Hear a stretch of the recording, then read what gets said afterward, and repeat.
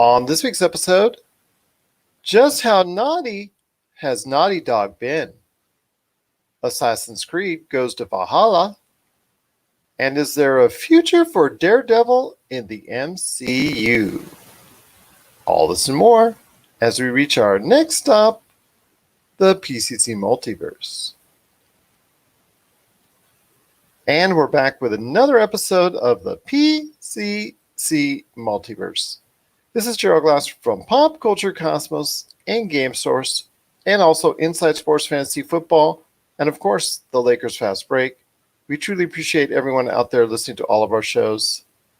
But it wouldn't be a PCC Multiverse without my good friend.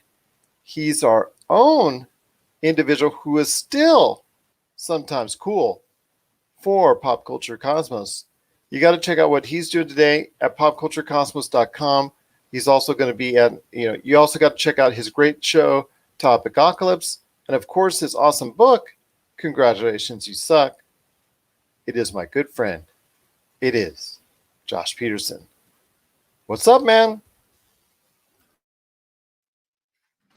What's up? What's up? I've been reading the news a lot today, and I'm thinking to myself, it'd be a good documentary. The media reopening after the COVID shutdown, and they could do like a little trailer that goes bomb, bomb, bomb. Alliances will be broken. It could start with something dramatic like that, right? It'd be cool, huh? Yeah. If you say so. Okay. Think about it. I will. Sure thing. But we are going to have a great show on today for this week's program. We're going to be talking a little bit about Naughty Dog, also as well some Daredevil. Also got going on some good stuff when it comes to talking about what is going on with AMC's decision behind blocking Universal Pictures, and also as well Assassin's Creed going to Valhalla. And of course, we also got a great guest coming up later on in the show. That's going to be Josh Gilstrap.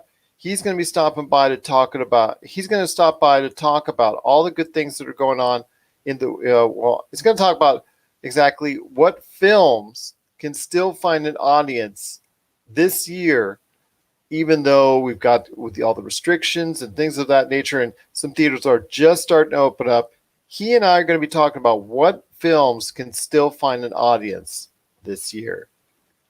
But it is going to be a show that we need to start off with. I guess the most important thing that I think for pop culture fans out there is the controversy in regards to Sony, PlayStation, and Naughty Dog, which has left Naughty Dog in a position where they had to quickly announce a release date after a lot of footage got released by most likely a former employee who decided not to go the quiet way out, and instead of something harmonious, I guess, as far as a parting is concerned, decided to say a lot of nasty things, and also as well decided to go ahead and release a lot of footage and spoilers for The Last of Us 2, prompting an early, I guess, a quick response from Sony and Naughty Dog on a release date in June for The Last of Us 2, which I'm not sure they were ready for, but they're going to have to do anyways. At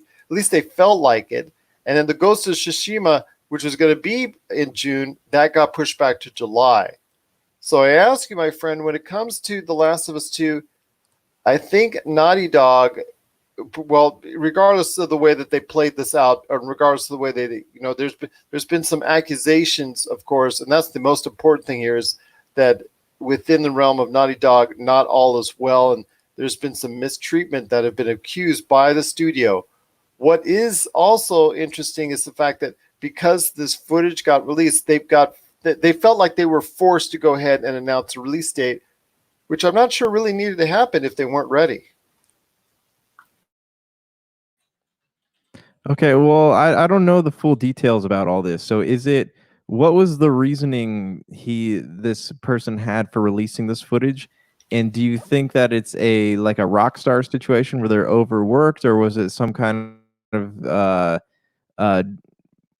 what the people that made Heavy Rain? I forget what studio that is. Is it something internally where there's allegations of sexual harassment, things like that. Is it anything that sinister, or is it more just like the overworking, like rock star stuff? Well, it's a common theme in the industry now that we're seeing. I think this leads into something that is leaning on the side of Rockstar about work conditions within the realm of the video game industry. And we're seeing more and more studios go into that crunch time and not plan things out accordingly, I guess either well enough or what have you. As the game gets closer to release, the hours seem to ramp up for a lot of these studios, and there's been more than one expose now behind the scenes. And you've talked about before with Jason Schreier of Kotaku and his behind the scenes reporting on these studios and the major crunch that they put in there, and the major crunch that they put on their employees in doing so to try and fill out these release dates. I know they're mandated by the studio, and sometimes they're mandated by the publisher. In this case, it could be Sony, laying the heavy that they want to go ahead and release The Last of Us 2 before PlayStation 5 comes out. I'm not sure I'm getting why that needed to be the case. In fact, there's still, to me, some issues I have that, Naughty Dog. Okay, look, it's been released out. It's still not common knowledge for general gamers out there. It's still not, a lot of individuals that are going to buy the game are really caring about, just it seems like there's that enigmatic few that are going to go ahead, rush to go ahead and see the video, rush to go ahead and see the leaked footage, rush to go ahead and understand what's going on with all the spoilers and whatnot. And it seemed like Sony is playing it out to those individuals more than the general audience, which really doesn't have an idea of what's going on behind the scenes. To me, it just speaks of a larger issue and concern about how the video game industry needs to handle the way it goes and deals with their staff, their studio, their personnel, that even the most acclaimed studios like Rockstar and also Naughty Dog now, I mean, these are two of the top flight. I mean, you're talking about two studios that are in the top 5 in the world in regards to what they've done, what they've presented over the course of the past decade, in fact, even the century. So I'm asking my friend as well, this to me seems like an issue where, this crunch, just this planning out, something needs to change within the video game industry. And this crunch, as they're commonly referred to, needs to stop as soon as possible. Yeah, I agree. So you hit a few good topics there when you were talking. So the crunch definitely needs to stop. There's a lot of people who are overworked. Like a lot, just we talked about Jason Schreier's book, right? Blood, Sweat, and Pixels. A lot of these guys talk about how when they are working on these games and the game's about to be released, they don't see their families for it could be 2 to 3 weeks. Like they spend the night in the office trying to make sure that game gets that release date and then goes gold and then plat, whatever the last color is before it's being shipped finally. So that is a very good point. Yes, these employees do get burnt out, and that's something that does need to stop. At the same time, though, we're seeing a trend where it's not just burnout, though. We're seeing a lot of people talking a lot of bad things about what's going on in studios, and we're living in this era of relevance, right, where everybody has something negative to say about everything. So it's really hard to know what exactly is going on in these studios, because if I work for a company like let's say Naughty Dog, and the company could be perfect, but I could just be one unhappy employee and be like, oh, I'm going to go online and have my 5 minutes of fame. That could also be an issue. So it's all there's I think they need to maybe vet their employees a little better, or put rules up against it, like saying, hey, like if you leak this, I don't know if you'll be fined or whatever it might be. And then if you have a problem, please come to us. They need to create a culture where people aren't afraid to go and talk to the people in charge, because that's going to limit a lot of these complaints going on.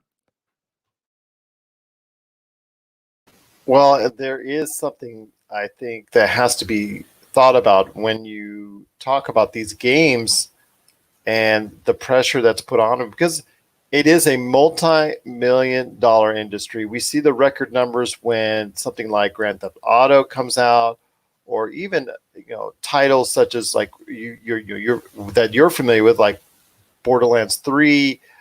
Myself, when Uncharted 4 came out, now it's a free game, mind you, but you can get this month on PlayStation Plus. But these titles, they came out to big responses, similar to what you would see for movies that come out, and tens of millions of dollars, even into the hundreds of millions of dollars, can be generated within a short period of time when these games are released, and at what times these games are released. So it's important that Sony or Xbox or even Steam, to an extent, they discuss when these games are going to be released, when is a good time to go ahead and do it. I mean, Steam seems a little bit more relaxed, and just it's more like, okay, release it whenever you want. But when it comes to Sony, Xbox, and Nintendo, they seem to have a little bit more pressure on when and at what point in the calendar when they're supposed to go ahead and release these games. And I think that's bad. I think that's poor planning on not only the publisher's part, but the studio's part, for going ahead and just not playing this out. Like, let's take an EA, which is not always well thought of. In fact, they're one of the worst thought of publishers that are out there, year in, year out. They have a certain amount of games that they need to fill their calendar up with because a publicly traded company, et cetera, et cetera. Why don't they talk to these developers like DICE and whoever else that they support, BioWare and whatnot, and ask them, okay, what realistically, talk to the staffs and say, what realistic time frame do you need to make this game? Let's make it happen. If if the context and prior belief that they needed 3-year development plan and they actually need 4, let's make it 4. Let's make it so that they don't have to go ahead and burn themselves out and get to that point where they get into a crunch, because obviously this crunch time is a key issue with all these developers and the people who work for these development companies. That is just something that they need to go ahead and fix and change. I understand it's a long-standing tradition. It's almost a rite of passage in the video game industry, but it's also something that looks like it needs to stop, and it needs to stop very soon. Right, I agree. And there's two things there. One, these developers should know that if they push their employees too hard, just because of the nature of their work, it's all on the internet. It is so easy to leak things online. It's so you can nip a problem in the butt by just giving them the time that they need and treating them like people. Let them go home to see their families. Don't push them. And two, gamers are a patient bunch. If anything, right? Like this delay to Last of Us Part 2, Ghost of Tsushima, delays to Halo. Fans been waiting, almost 4 or 5 years for another Halo. The wait for Borderlands, that was like 6 years. Video game fans are patient, if anything. They'll complain about something on the internet going, oh, we might not see this forever, but they'll still play it when it comes out. So video game fans are resilient, so I think it hurts to push your employees too hard, especially with these big titles. If you're investing all this time and money into something and you want people to look back on it fondly, then doing the whole crunch thing is not a great way to go about that. No, it isn't. And I'd like to see things in the industry change. I don't want to say regulation needs to be in order, or working conditions need to be evaluated more closely, maybe on a government level. I mean, that's something I don't think that they would like. But if you're not going to go ahead and have some sort of maybe unionization, or I don't know, unless you want to go ahead and have that happen, I think that the industry needs to self-change, because I understand that compared to everything else out there, this is a small thing that could be upsetting, because these developers and these people that work within these developing companies usually make pretty decent money for the most part. So it's something that I think when you look at it compared to what other people are going through, and when we have all this unemployment now, we have all this other stuff that's going on, it is a smaller thing by nature, and I don't want to dissuade that. But the only thing is, right now, these are still things that after the pandemic goes by, if they're not properly taken care of now, these bad habits by these developers will continue for some time to come. And that's going to be a shame because, you know what, we'll still get the games. And in the end, a lot of us don't really care because we got the games in our hands. But there's a lot of good men and women out there that are working for these developers that are going to be really burnt out and not being able to give us the kind of product that we deserve.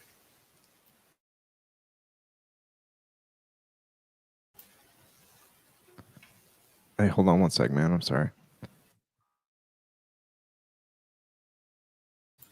So what are your thoughts out there on what's going on with the controversy with Naughty Dog? Are you agreeing in that Naughty Dog should have released the game when it wanted to because it was on indefinite hiatus? And I think there was a plan to go ahead and release it later in the year, or at least maybe even 2022. Or do you feel like it was, with all that was going on, it was justified in moving it up to June of this year? Share us your thoughts, popculturecosmos@yahoo.com. Also as well, Pop Culture Cosmos, Humanity Media, and Game Source at Facebook, Twitter, and Instagram as well. And we'd also like to hear your opinions on the internal state of video games and video game development, and this idea of crunch time being a rite of passage or being something that's necessary within the realm of development companies. Share us your thoughts on exactly if this is something that can be changed and how they might change it. We'd love to hear your thoughts on that. But for right now, before we head on out to an interview with Josh Gilstrap, wanted to go ahead and ask you real quick, Josh, what's the story going on with Charlie Cox and Daredevil when it concerns him becoming a possible partner with the MCU? I know he was on an interview with, I think it's either We Got This Covered or Comic Book News or something like that, and they were doing a quarantine marathon of the Daredevil series, and they were able to get him on an interview before they started this thing, and they had asked him about, because, you know, rumors have been circulating, right? Spider-Man, they found out that he's Peter Parker's Spider-Man, that big reveal by Mysterio, Jake Gyllenhaal's Mysterio. And everyone's talking about how Peter Parker's going to need a lawyer, and then rumors started circulating it was going to be Charlie Cox, because why not Charlie Cox, but Matt Murdock, so, and why not, right? Because he is the best lawyer in Hell's Kitchen or New York or whatever you want to say. But nobody has talked to him about that. And he thinks that if they're going to do that, it won't be his Daredevil on screen, which really it bothers me because they have created, when they came out with the Netflix shows, they had said, hey, this is part of the larger continuity. And then, so we got attached to these characters, and they exist in a larger continuity, like they said, with like very small nods, right? But with this, like it needs to happen. I don't want somebody who is Daredevil and not Charlie Cox. Like I want that to be a Daredevil that has been already been established and already been created in that world, because I feel like that they would be doing something like what DC is doing. I don't want the recasting to happen. I don't know. That might just be me being picky about that, but it seems weird that they would make that and not have Charlie Cox be in, especially with all these fans begging for that to happen. You know, I know there's a lot of bad blood with the firing of not firing, but, you know, with Jeff Loeb losing all those, everything he was doing at Marvel and the TV properties being cut. But I feel like it'd be a bad move not to have Charlie Cox play Daredevil if they're going to have that happen in the next Spider-Man. That's true. And there's still something that they have to work out because, like you said, this is something that has gone on for a little while, ever since the fall of the Marvel shows on Netflix. I know that they were, you know, and for the fans that are out there that enjoyed it, it's something that they want to see continue within the framework of the MCU. There are others that said, you know what, they played themselves out for the most part. Once the Defenders show came out and that didn't get over like gangbusters, that just came out like eh. In fact, you and I were doing a show on it and we just thought it was wasn't that worth that total commitment. I think for everybody out there, it just seemed like the momentum towards putting them in the MCU kind of died. But once they all got canceled, I think Matt Murdock, aka Charlie Cox, I think it's his character was the most desired to be seen in the MCU. I think it would be a good fit for Spider-Man and that Spider-Man realm. And I would love to see him represent Peter Parker in some form or fashion, not only in the courtroom, but maybe side by side in maybe, him getting on the Daredevil gear and all that. But we'll have to wait and see. I'm kind of disappointed that there's been that there's been no word as of yet. So nothing but silence, that there's not been any word of any type of return for the Daredevil, because I think he could be a character that could do pretty good within the realm and framework of the MCU. Yeah, and I feel like he would be the easiest character to transition into the MCU. Like I'll be honest, we have talked about this a lot. A lot of the Marvel Netflix characters are lackluster, right? But Charlie Cox's Daredevil and John Bernthal's Punisher, like those are two shining like stars in that universe, and they would move over, especially if Marvel, wants to branch out and make something that might be a little bit darker. If they're going to introduce Blade, and if the rumors are true that Venom's tied in, like this could be a very good medium for these two characters to move over. If they want to reboot Iron Fist and Jessica Jones and Luke Cage later on down the line, that's fine. But I feel like it would be a disservice to Marvel fans everywhere if they did not bring both John Bernthal's Punisher and Charlie Cox's Daredevil into the MCU, because that would be absolutely fantastic, especially since people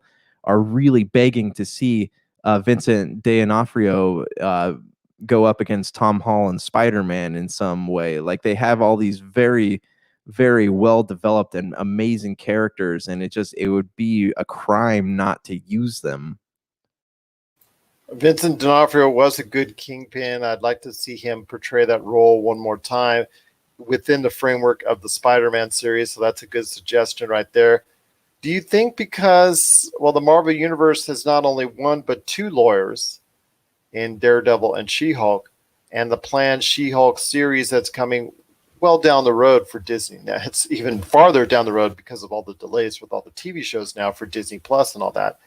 Do you think the impending arrival of She-Hulk, as of now, that's slated on the schedule for Disney Plus, do you think that could be something that might be the reason behind there not being a Daredevil on, there not being a Daredevil on the movie in the Marvel Cinematic Universe? Do you think that might be the reason why, that they don't want two lawyers out there fighting crime?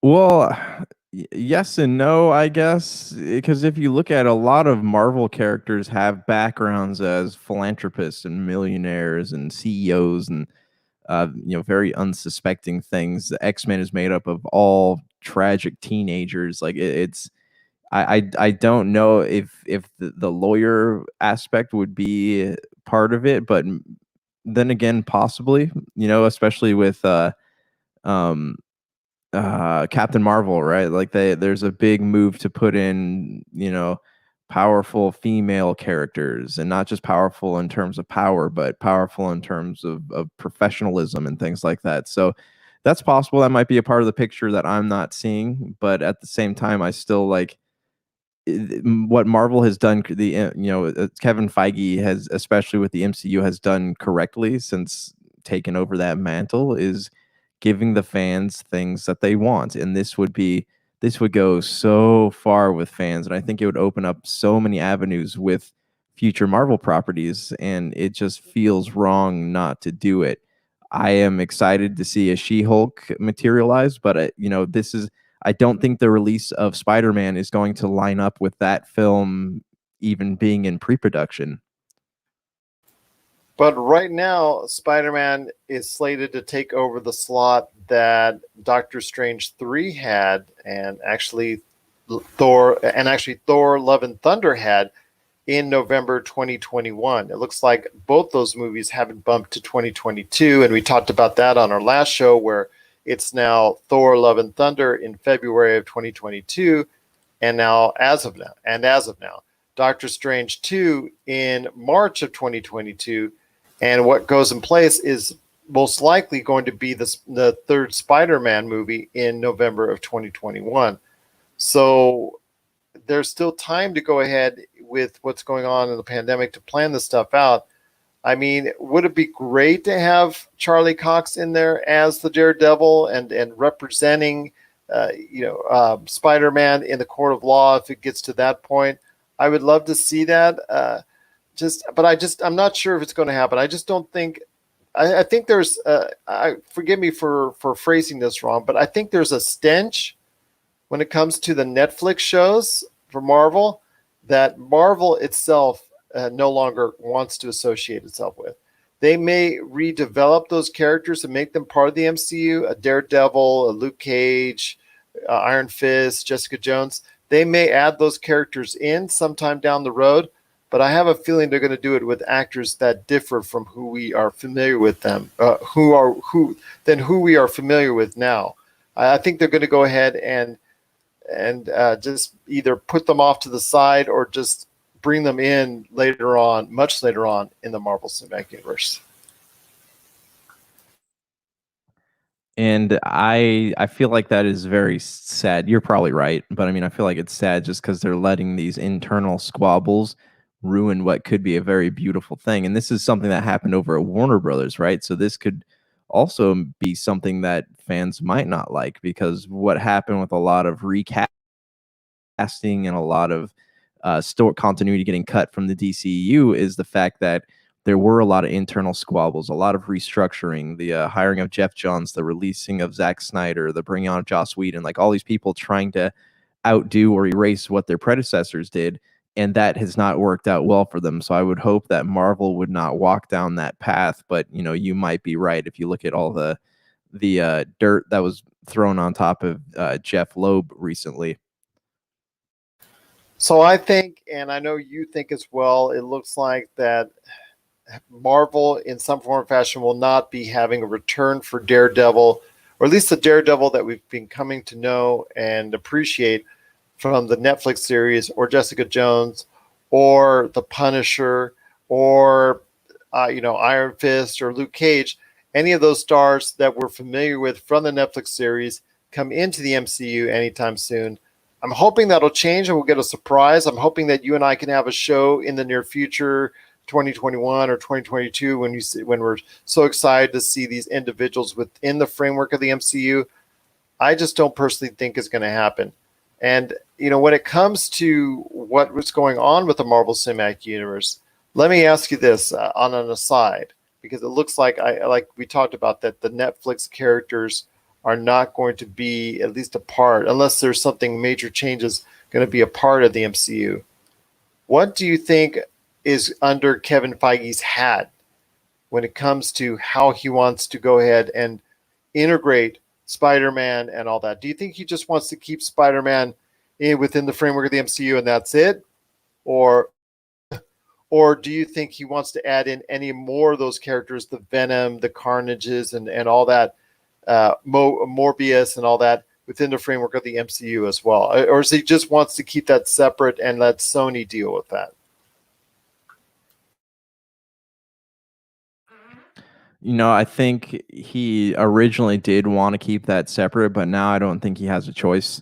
Sony's going to continue to develop these properties, and whether they like it or not, Tom Holland will be going back there at some point. His Spider-Man will be going back to that universe at some point. So if they don't want to have like some cheap time travel or world jumping storyline in there, he won't really have a choice. The Sony universe, it's fine existing in conjunction with the MCU, but he might at some point have to incorporate something like that, because that's already what's being established. And I feel like that's out of his hands, especially if Marvel at this juncture wants to hang on to Spider-Man long enough to fully flesh out that storyline. Oh, he's a favorite in the MCU. There's no question about it. And his integration is something that they fought over in recent times. I mean, Sony and Marvel split at one time, and there was the fact that Spider-Man, and we've talked about on this show, Spider-Man was not a part of the MCU for a little while until they brought him back in, until they finally came to the table and agreed upon it. I see them enjoying and having great fortune and really appreciating and having Spider-Man within the framework of the MCU. I'm not sure that they just are interested or as interested in Sony's lines of characters. Even if Venom makes a ton of money, I'm not sure if they want all the extra added characters that come along with it.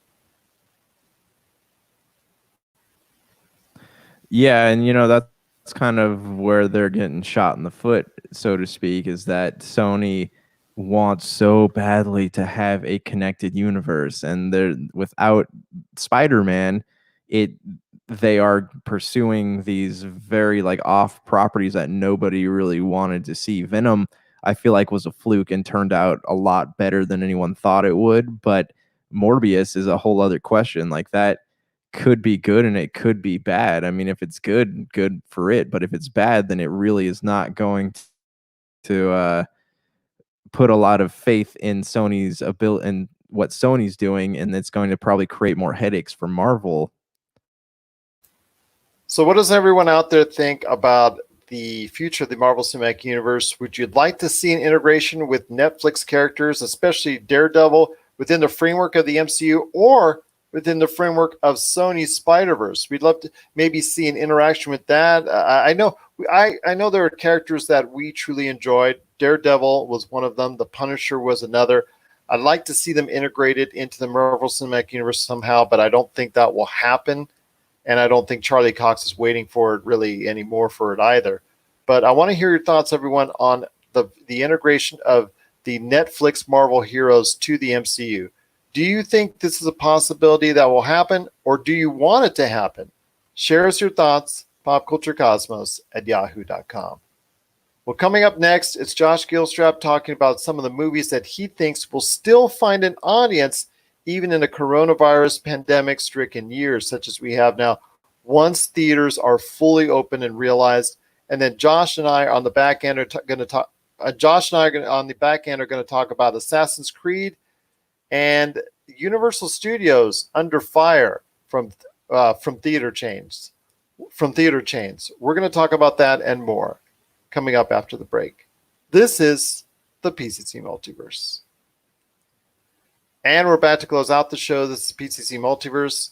Want to thank Josh Gilstrap for joining us on the show today, talking about films that he thinks will still find an audience this year.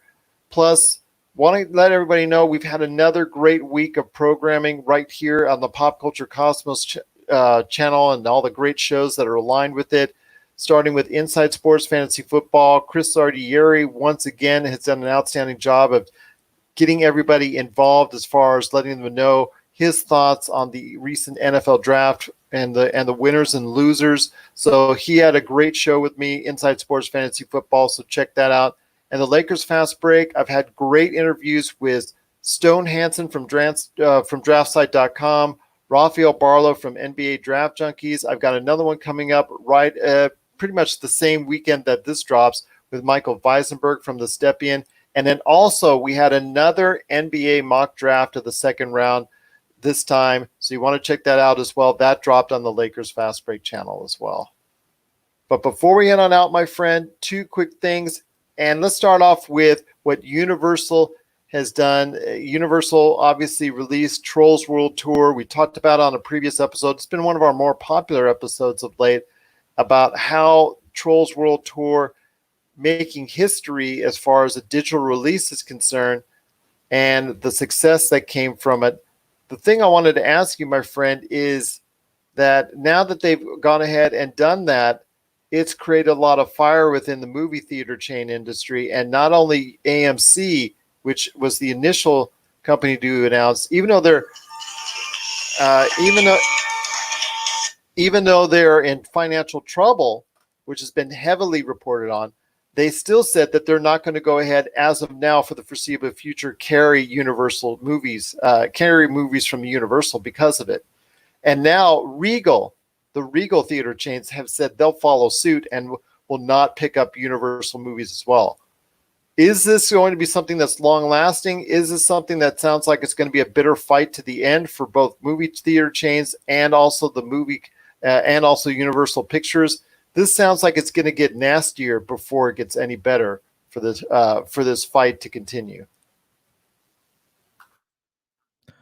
Yeah, so I hadn't heard anything about the Regals doing that to Edwards, but this does sound like it's something that's going to get really nasty. But it's also it's a no brainer. You know, it's a no brainer that that Universal would do this type of thing. They're not saying they're just doing exclusive releases on demand. They're also releasing to theaters. You can still go and enjoy these movies in the theaters, and they haven't said, hey, we're going to release them simultaneously. They said they will be released within, you know, a certain time frame of each other, but they're just breaking the 90-day you know, video movie to video cycle that has been well known. But this is dumb, you know, especially with AMC bound to is going bankrupt. Edwards is there's not a lot of people going to the movie theaters anymore, and you're skipping out on big films like Jurassic Park, Fast and the Furious. Like you are it's a super bad move for them to say we are abandoning Universal. You know, they didn't even, it sounds to me like they didn't even reach out and try to negotiate with each other. They just kind of read a tweet or something and then, you know, word vomited all this stuff because they were so angry about it. Like it's such a dumb move.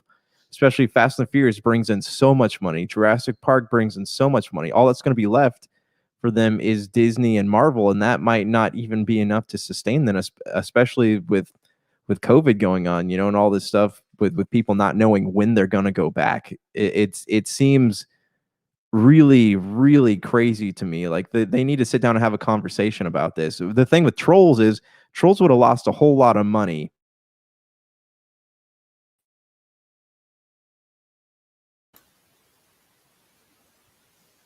I lost you, Josh. Are you still there? Think I lost you. Well, you're right. You're right. Trolls World Tour. I think at that point, instead of delaying it even further, like all these other movies, I think it was probably a good move for it to go on digital. In fact, it won't recoup all of its money. It will not recoup all of its money that it would have made on the theater and then go to digital. But you know, its record numbers have proven that it can make up at least a portion of that. So it's good to see Trolls World Tour at some point in time getting its just due. Hold on. Sorry, everybody was watching.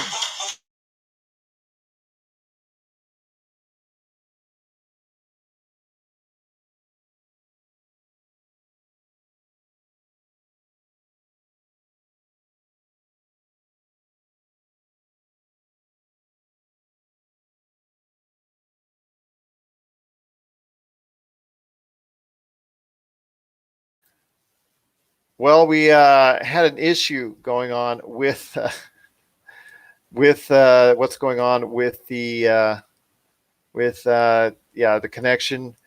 Looks like Josh's dog had a say on it, so dog has decided to disconnect our show for right now. So just got to wait for Josh to reboot, and we'll see what happens. So thanks everybody for watching. Truly appreciate it.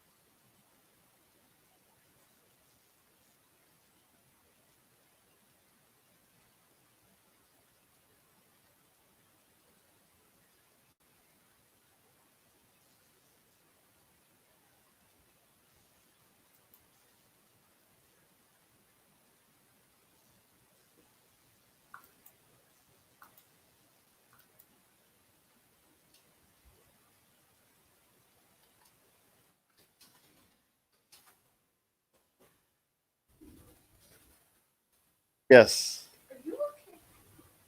Josh's dog cut the internet. So I was watching. I know you left. Yeah, Josh's dog. Oh, there he is. Okay. He's coming. Josh's dog had a say. So yes. So Josh's dog has decided to cut off our internet with each other, but he's back now. Josh, you were talking about Trolls World Tour, and before your dog woof woofed his way into our connection, share us your thoughts and continue your thoughts on Trolls World Tour and its success, and what happened when UMC, and also just added today as we're talking, Regal and Edwards, they're deciding to cut ties between Universal, although I don't think it's going to last personally.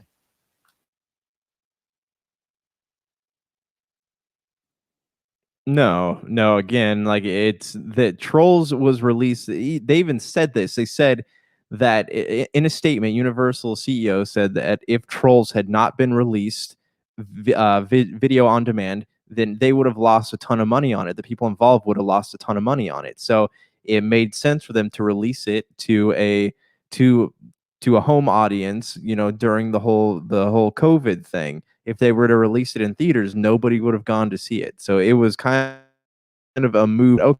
Okay, well, we're gonna try this format with future releases. They never specifically stated that we're gonna do this for Jurassic Park and Fast and Furious and all these big films. They just said we're gonna do something like this in the future. There was no guidelines laid out for it. There's really no like elaborations laid out for it. And then Universal and Edwards kind of jumped the gun. And I think that it is incredibly stupid on their part to say, hey, we're banning Universal films, especially since Universal is one of like their.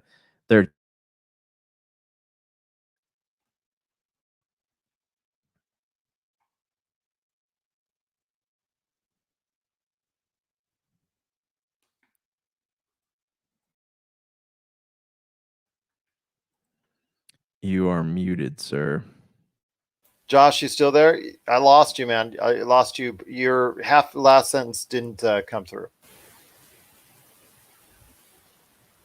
Okay, so I was Edwards and AMC really jumped the gun because there have been no like elaborations laid out. It sounded like there were no official announcements by Universal saying, hey, we're going to put even our big films out straight to DVD as well. Nothing stated like that. And Universal and AMC sound like it was just like a gag reflex, and they really just jumped the gun and got upset about it. Well, it looks like AMC and also Regal Edwards have gotten really upset by it.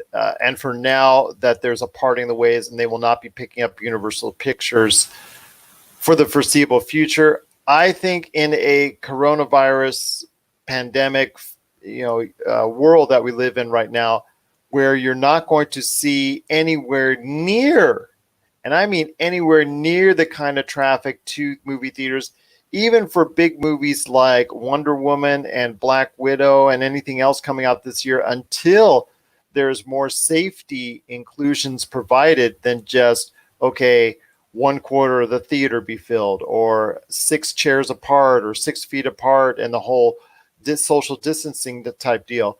I think until there are clear things in place, i.e. a vaccine or anything like that, I don't think that the movie theater attendance will be anywhere near what we hope it would be for any time this year. And I don't think Universal is going to be crying that much over what AMC and Regal Edwards does. The thing is, when it comes to 2022 and 2023, when you have a vaccine, hopefully, keeping fingers crossed, in place by then, and everybody is a lot better and there's an immunity going on, and we can all go back to the theaters in a safe and respectful and courteous fashion, that to me is going to be the point where I think, as you and I both have seen, especially lately with me and the Lakers on the Lakers Fast Break, money dictates all. Greed dictates all. So AMC and Edwards, Regal, and Universal, they'll all come to an agreement. They'll all come crying and crawling back to the table, so to speak, with AMC, and especially on AMC and Regal Edwards end, because AMC is financially strapped at this point in time. So they can't afford really to play games like this for too long. They know this year's shot. Regal knows this year's shot as far as attendance is concerned, so they can play games now because they're not really going to make too much money off of it. But in the long run, when moviegoers go back to the theaters in mass like normal, or somewhere near what it was at this point in time last year, they're going to go ahead and I think fold, and ultimately Universal will find a way back into their theaters. I just don't think it's going to. I don't think this is going to be something that's going to last.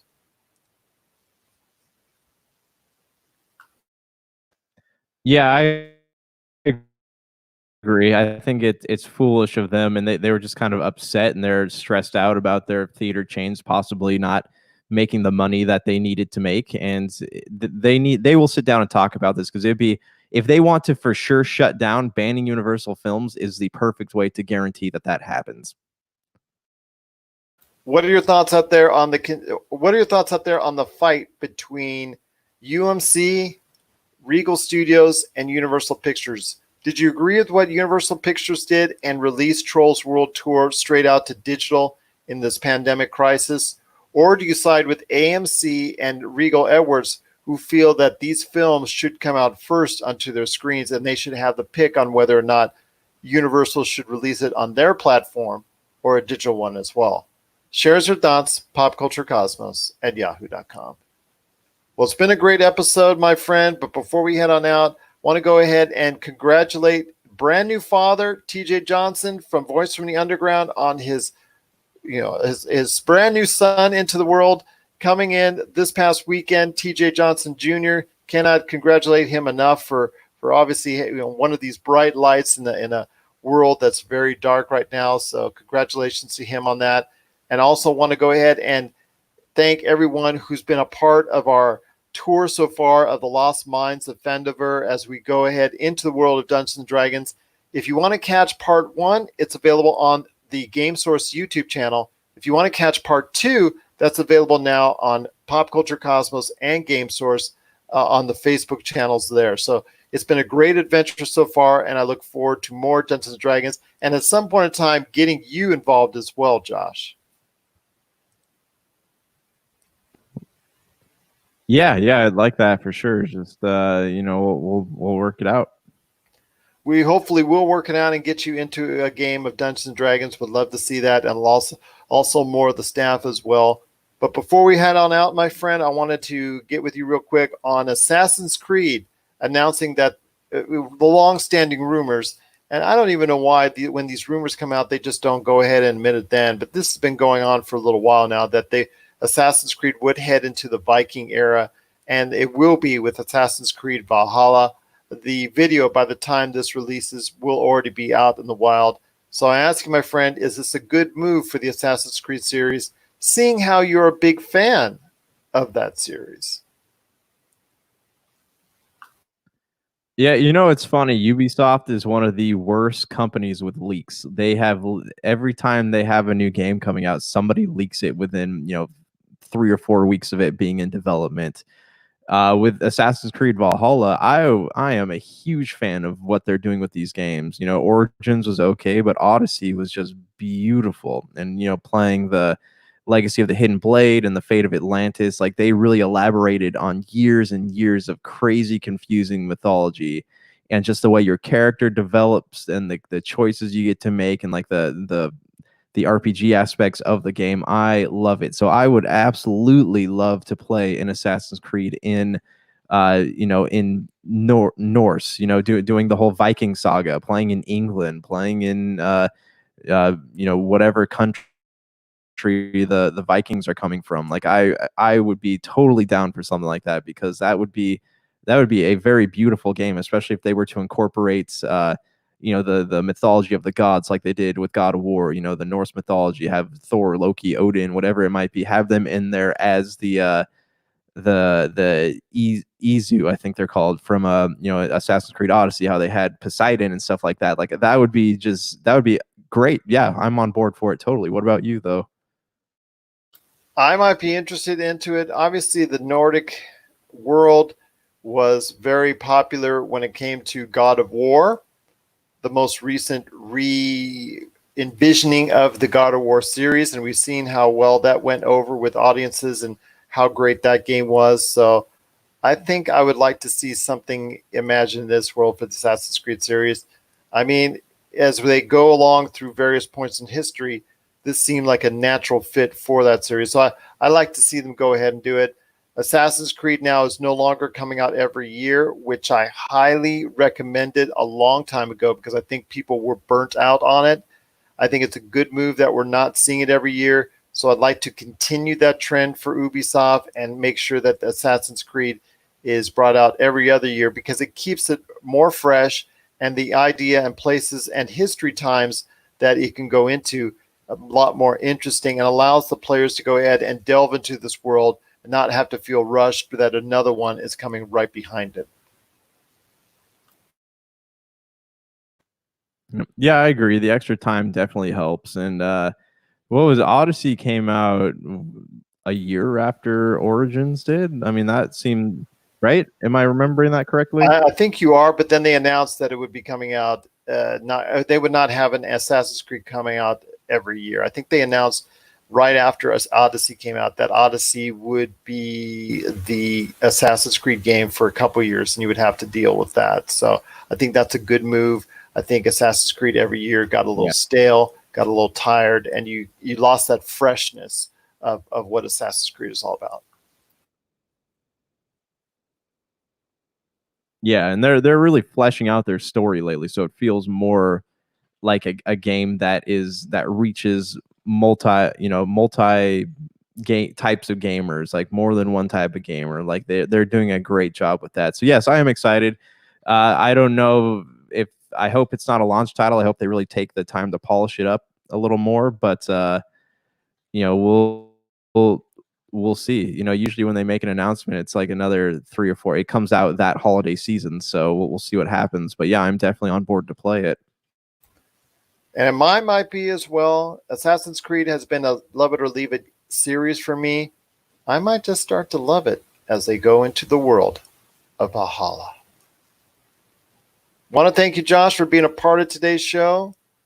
Can't wait to talk more about some great pop culture coming up on Monday.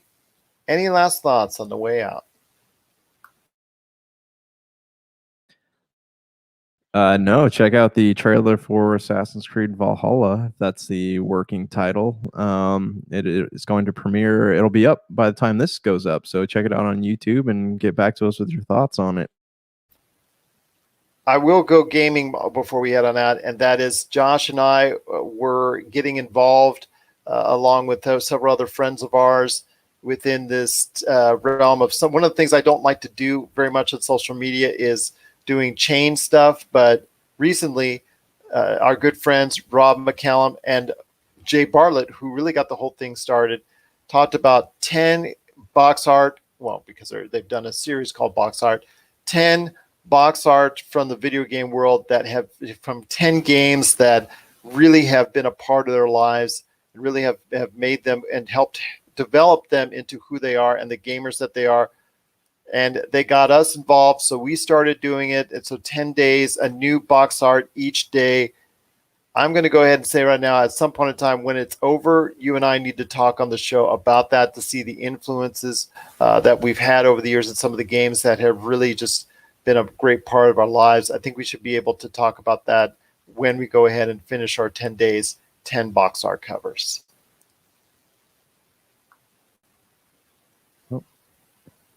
Yeah, sounds good. I'd definitely be down for that. I got a lot of good picks, I think. As do I, my friend.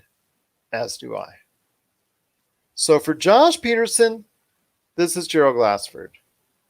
It's another beautiful day in paradise right here in the pub, in the PCC Multiverse. We thank you for listening. And here's hoping you have yourself a great day.